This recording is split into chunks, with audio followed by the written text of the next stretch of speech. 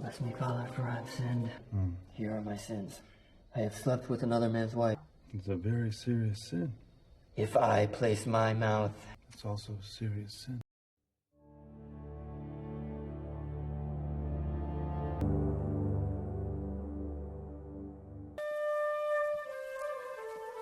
Film diawali dengan seorang suster bernama Suster Fernanda. Ia terlihat sedang menarik seekor kuda salju menuju tempat tinggalnya. Tak lama kemudian datang Suster Ginepra yang langsung menegurnya. Ia bertanya kenapa Fernanda tidak terlihat saat ibadah.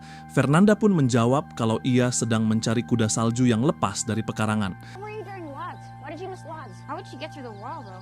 I don't know. Why are you wearing your black habit? It's spring. Adegan lalu berpindah ke dalam gereja. Ibadah dipimpin oleh Pastor Tommaso. Setelah ibadah selesai, kita diperkenalkan dengan Suster Marea. Marea kembali menanyakan hal yang sama pada Fernanda, kenapa ia tidak ikut ibadah. Fernanda kembali menjelaskan bahwa ia sedang mencari kuda salju yang kabur. Setelah itu, kita dikenalkan dengan Suster Alessandra. Ia terlihat sedang menyulam kain sambil menatap sebuah gunung yang indah dari kejauhan. What's going on with Sister Alice? Tak lama, Alessandra menemui ayahnya yang sedang berkunjung ke biara. Ayah Alessandra memang sengaja menitipkan putrinya untuk menjadi seorang suster. Ia juga dikenal sering menyumbang uang dalam jumlah besar ke gereja. How are you, my angel? I'm good. Yeah, you look terrific. Are they feeding you? You look beautiful. Thank you. How's... Setelah pertemuan itu, Alessandra berjalan bersama dua suster yang sebelumnya sudah kita kenal. Mereka menanyakan bagaimana kunjungan ayah Alessandra. Alessandra menjawab bahwa semuanya berjalan lancar. Namun dari raut wajahnya terlihat jelas kalau ia tidak benar-benar bahagia menjalani hidup sebagai suster. Sandra, how was your father's visit? Yes, it was good. It's not even what his visit was about. Saat mereka melewati kebun di dekat biara, mereka disapa oleh seorang tukang kebun. Namun ketiganya justru marah karena merasa si tukang kebun tidak sopan dan seolah merayu mereka. Emosi pun meledak dan akhirnya mereka menghajar tukang kebun tersebut. Whoa, look at the stuff you built. It's hard. Talk to us. You think you look at us? You're a little fucking rat. Is that what you're doing? We're all starving. Adegan kemudian berpindah ke Pastor Tommaso yang sedang mengambil anyaman kain milik Alessandra dari Suster Marea untuk dibawa dan dijual ke kota. Sister Alice.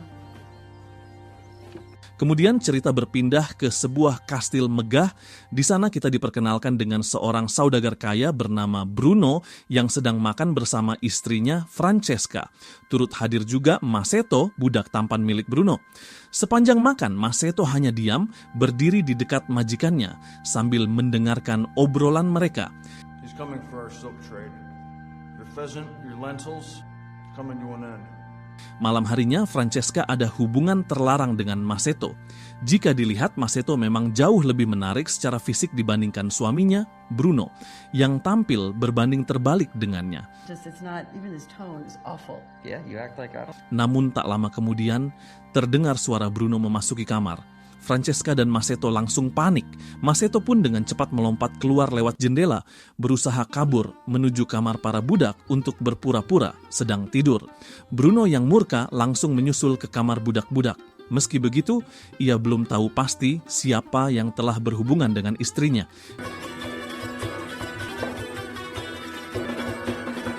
Disinilah terlihat kecerdikan Bruno. Ia berjalan menyusuri para budak yang sedang tidur, lalu menyentuh dada mereka satu persatu untuk mengetahui siapa yang bernapas lebih cepat dan gelisah. Dan benar saja, Bruno akhirnya menyadari bahwa Masetto lah orangnya. Sebagai tanda, Bruno mencukur rambut Masetto saat ia tertidur. Namun Masetto ternyata lebih cerdik. Setelah bangun dan menyadari rambutnya telah dicukur, ia langsung mencukur rambut temannya yang masih tertidur agar tidak ketahuan. Licik tapi pintar juga Masetto ini.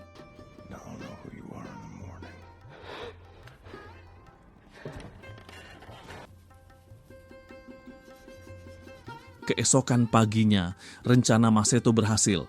Bruno menemukan orangnya. Dan setelah itu, semua budak di kastil itu dicukur habis rambutnya.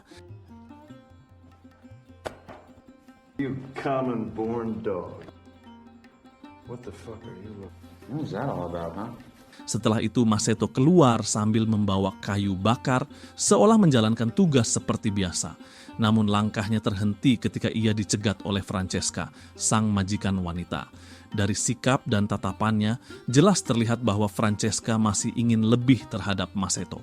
Di tempat itu, Francesca mencoba meminta Maseto untuk kembali menuruti keinginannya. Namun Maseto menolak karena mereka berada di area terbuka dan sangat berisiko terlihat orang lain. Dan benar saja, tak lama kemudian Bruno bersama anak buahnya melihat Maseto.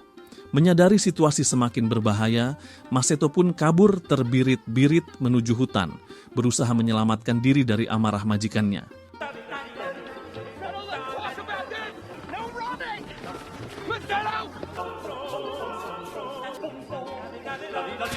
Sesampainya di hutan, Maseto mendengar suara seseorang yang sedang mengeluh.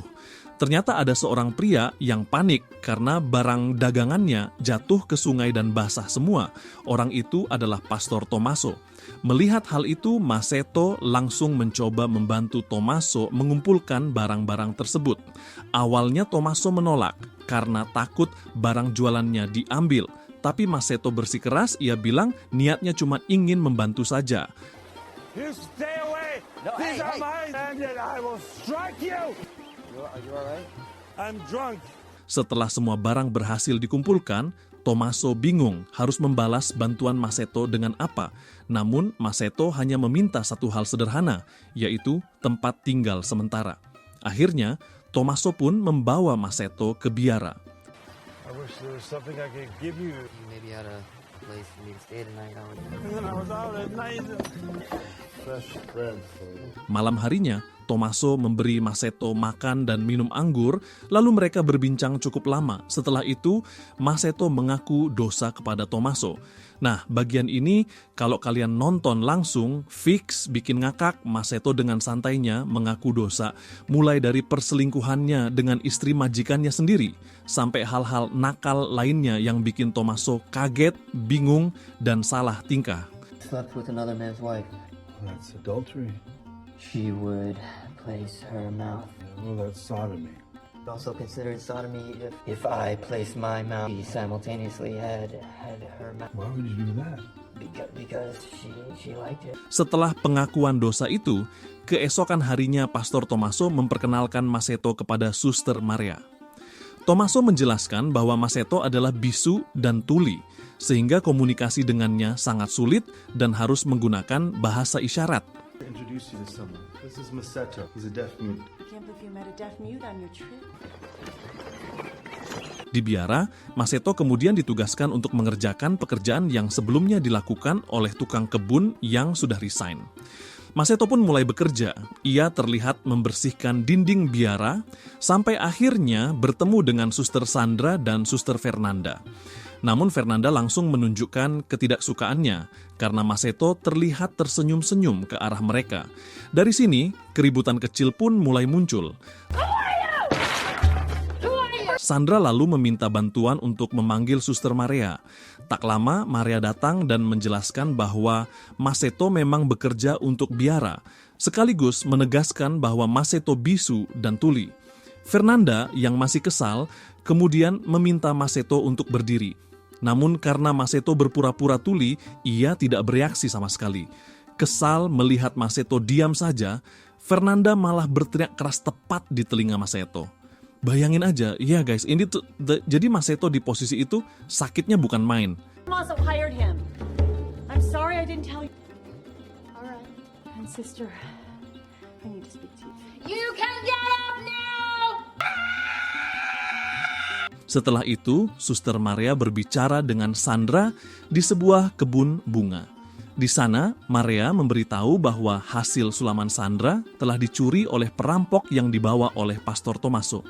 Padahal sebenarnya Tommaso berbohong kepada Maria. Aduh, ada-ada saja ini Pastor. Father Tommaso was attacked. Fell all the important. Tak lama kemudian Sandra kembali menyulam kain bersama seorang suster senior. Namun tanpa sengaja, alat sulamnya rusak. Karena itu Sandra pergi ke gubuk Maseto untuk meminta bantuan memperbaiki alat tersebut.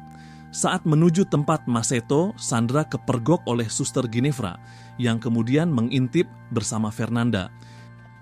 Hello? Di gubuk Maseto, Sandra meminta Maseto membetulkan alat sulamnya sekaligus curhat panjang lebar kepadanya. Lucunya, Sandra curhat ke orang yang katanya bisu dan tuli. Ada-ada saja ya, dan parahnya lagi, Sandra bilang hidupnya nggak mau tua seperti suster yang membantunya dan nggak punya masa depan. Really kind eyes. And I'm basically doing it alone. They told me that I'm just gonna waste away here. This is not what I imagined for my... Malam harinya, ketika Fernanda hendak tidur, pintunya diketuk oleh seorang wanita bernama Marta. Marta meminta minuman dan Fernanda pun mencuri anggur sakramen untuk diminum bersama Sandra. Tak lama kemudian, Suster Ginevra ikut bergabung. Bukannya berdoa, mereka malah minum-minum dan melakukan hal-hal yang dilarang di dalam biara. Is it true that you've never been touched by a man? Or... Is it really? Keesokan paginya, saat Maseto sedang bekerja di kebun, Sandra datang menghampirinya. Ia mengucapkan terima kasih dengan memberikan sapu tangan buat Maseto. Setelah itu, Sandra ikut membantu Maseto dengan melempar batu-batu kecil, yang jelas kelihatan cuma modus belaka. Parahnya lagi, karena merasa kepanasan, Sandra membuka kerudungnya. Situasi makin aneh ketika Sandra mengajak Maseto untuk berciuman. Namun sebelum semuanya keburu kelewat jauh, suara bel gereja tiba-tiba berbunyi dan mereka mau kikuk-kikuk pun batal.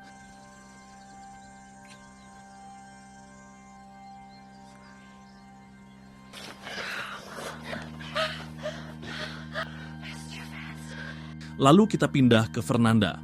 Di sini Nanda bertemu dengan temannya, Marta. Mereka terlihat sedang melakukan semacam ritual.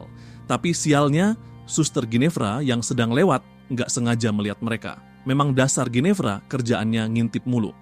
Oke, lanjut. Fernanda dan Marta pun melanjutkan ritualnya. Kalau kita perhatikan, ritual yang dilakukan Fernanda ini sebenarnya bertujuan untuk mempercantik diri. Setelah ritual selesai, mereka berdua menuju ke gubuk Maseto dan langsung mempraktikkan hasil ritual tersebut ke Maseto. Make sure he sees your eyes. Maseto yang awalnya ketakutan perlahan malah berubah jadi kemauan. Enak banget ya jadi Maseto. Tapi pas lagi di momen-momen puncaknya, Fernanda dan Marta tiba-tiba pergi. Apes banget Maseto, karena menurut Marta, ritualnya sudah berhasil.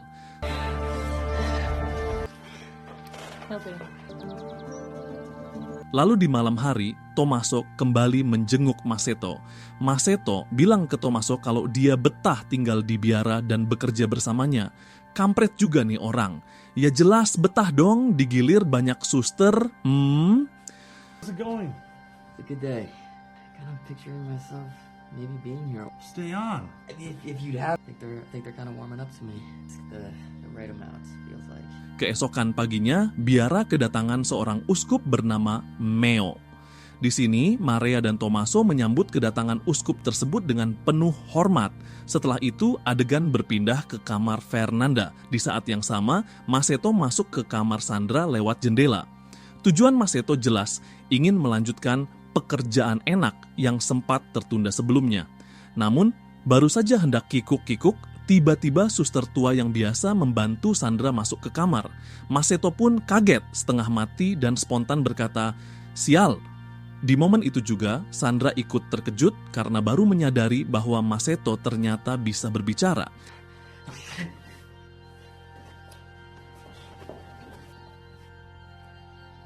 Saat Maseto hendak kabur, Uskup Meo dan Maria ikut datang ke kamar tersebut untuk ngenalin Sandra dengan Meo. Maseto pun langsung bersembunyi di bawah ranjang Sandra. Tak lama kemudian, Uskup Meo dan Maria pergi, dan setelah situasi aman, Maseto segera kabur dari kamar itu. Sister Alessandra. Nice to see you. Appreciate your time.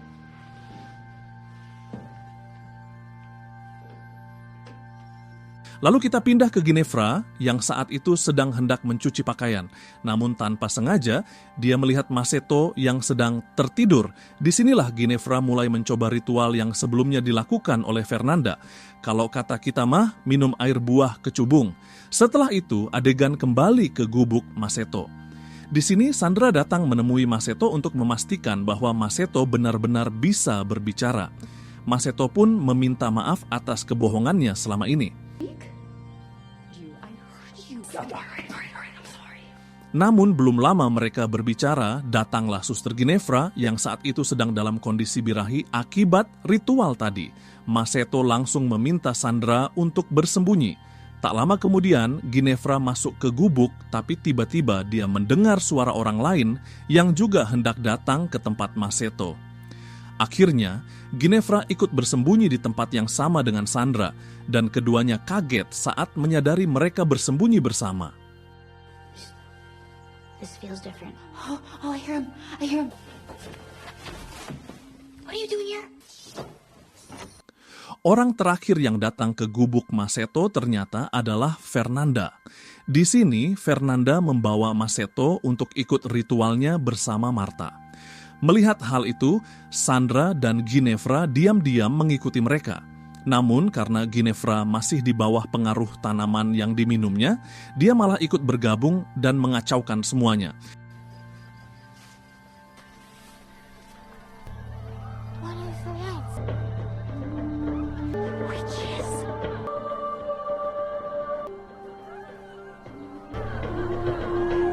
Sementara itu, Maseto berhasil melepaskan diri dan melarikan diri ke biara bersama Sandra dan Fernanda.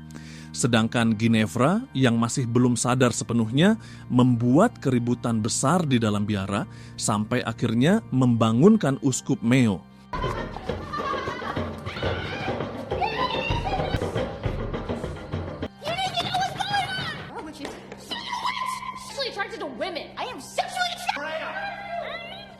Pada akhirnya, Uskup Meo menjatuhkan hukuman kepada mereka semua, mulai dari Suster Sandra, Ginevra, hingga Fernanda.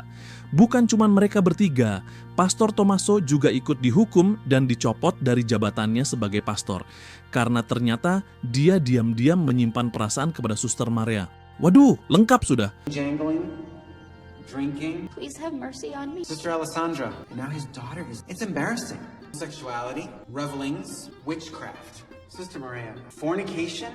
Father Tommaso. Ask your forgiveness. Sementara itu, Maseto akhirnya mengaku tentang asal-usul dirinya dan dia pun dikembalikan kepada majikan sebelumnya, Bruno. Bruno sendiri mengampuni Maseto dengan membiarkannya tetap hidup karena telah menyadarkan dirinya dengan istri lamanya, Francesca. Dan sekarang Bruno sudah punya istri muda yang jauh lebih cantik. Namun sebagai gantinya, Maseto disiksa secara perlahan. Sadis juga si Bruno ini. I have to thank you for doing me. Turned out to be quite the... I've got some good news. The good news is I'm going to keep you alive. Don't go anywhere. Nah, disinilah aksi gokil ketiga Suster Sandra, Fernanda, dan Ginevra dimulai. Mereka menyelamatkan Maseto dari dalam penjara dengan cara mengelabui para penjaga menggunakan kura-kura yang dipasangi lilin. Asli absurd, tapi berhasil. Pada akhirnya, Maseto dan ketiga suster itu berhasil kabur dari kastil Bruno. Sementara itu, Pastor Tommaso pun kembali bertemu dengan Suster Maria, menutup cerita ini dengan cara yang, tetap aja aneh.